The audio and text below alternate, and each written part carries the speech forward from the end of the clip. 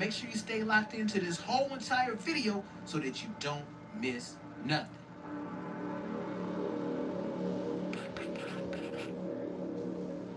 Man, Diddy, we was having altercations from the early 90s to today. What type of altercations were y'all having between each other? It was generational altercations. I had a godfather named Frank Lucas, and from Frank Lucas, he had a father that was under Frank Lucas. He both had snitched. His father was a snitch to Foreman. He got killed. So I was in big beat with Tane One, and they didn't know I was down with Pac as well. So around Lil Kim, Diddy, Mark Arthur, they didn't know. You know what I'm saying? From coming around Jay-Z at shows, other artists at shows. They didn't know.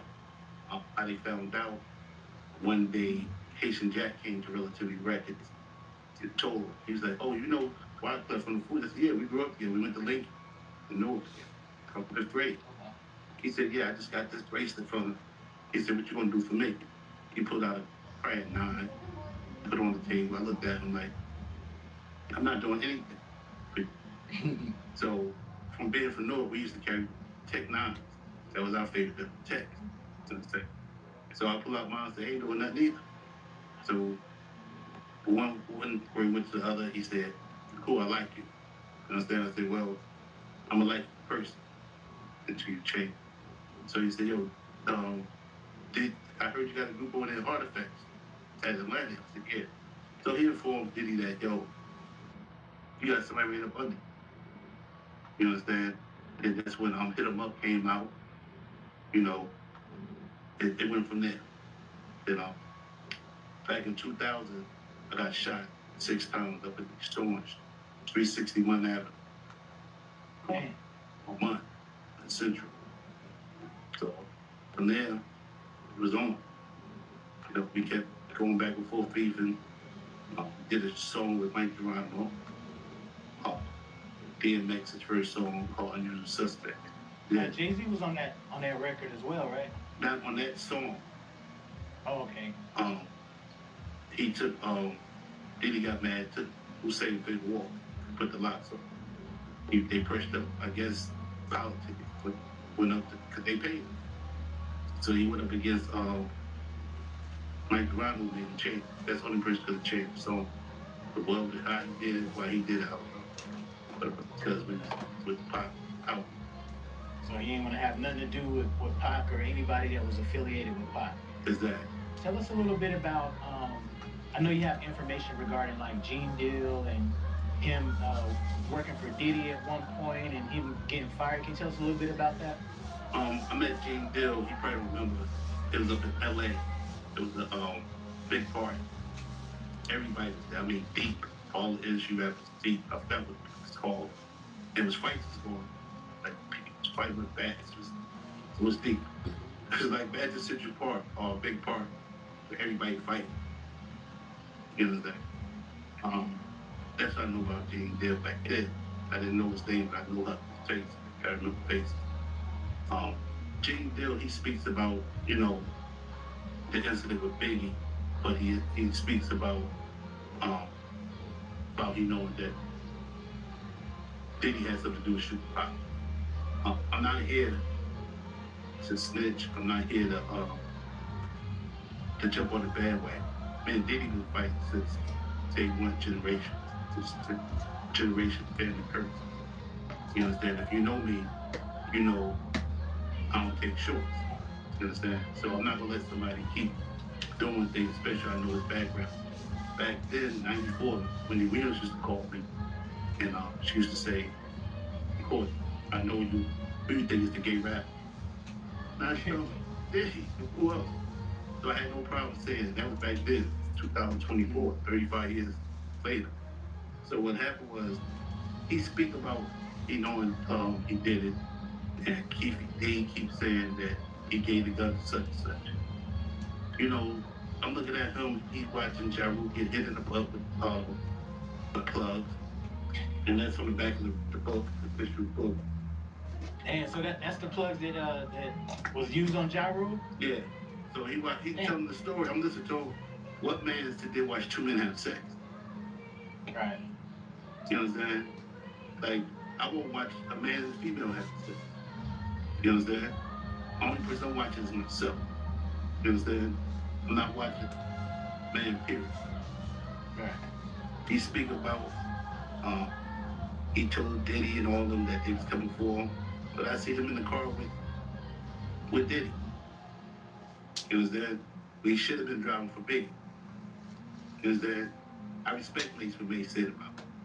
You understand? He didn't go because why he gonna be around people who don't like him? How did you get involved initially with because we're talking about Kim's Lost Word? Yeah.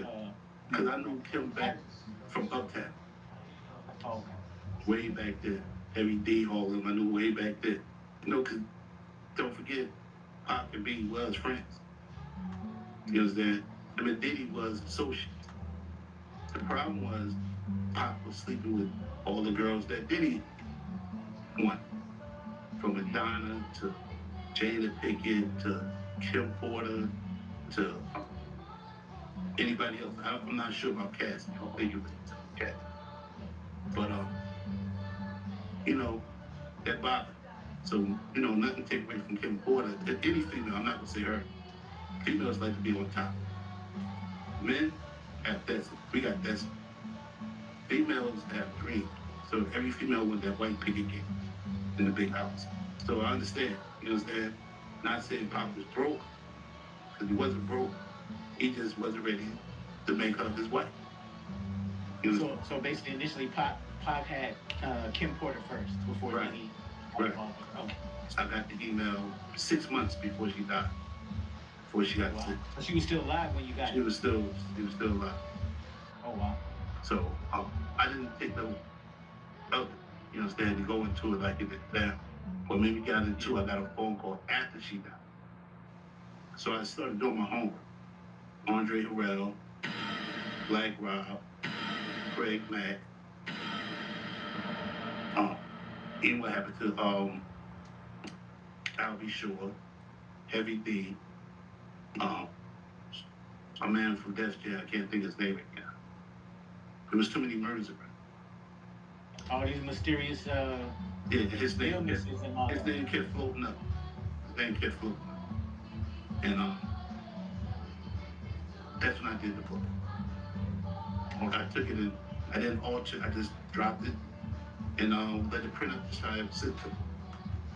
So I got another phone call after she died. I said, what you do with it? I said, I gotta get this book out. So I got a phone call from a guy named Wade. He had a power pop, he had a Crown TV. And I spoke to him. I said, how you get the book? He said, I got it from such and such. He said, yo, you talk to this guy, Ty, Chris. I said, yeah, Chris Todd. I said, yeah. Talked to him, we made a deal partnership. And, you know, I told him I ain't want to be the face of it and let him be the face. And everything he said was true. It's the same book. The book changed because they had Kim Porter face. So I like to apologize to the family of Kim Porter for putting her face. Let her rest in peace. This is for not to bring down Kim Porter, it's just to fulfill her dream that she wanted her story out. You understand? So the original book that was on Amazon that had her face on there, that's not the original book, correct? It's the PG book. The PG. Oh. It's the PG. This one got the director chick. I call him director. I call it Diddy director because you can't go nowhere. You can't move to the next level unless you sit on his lap. So when he said action, got action. You understand? And it's proven. Look at Rick Ross. Rick Ross wasn't doing nothing after Every Damn Hustler until he started sitting on the dick with Black. You understand? He was Snoop. You understand? And a lot of more people, their career went up when they sat on this man's lap as the director. You understand? And that's why a lot of them sold their soul to be on the director chair. Tell us some of the differences between the PG version of the book and the R-rated. Like, what was changed in to the PG version? The rated book got Snoop let Diddy rub on his hand. Damn. You understand?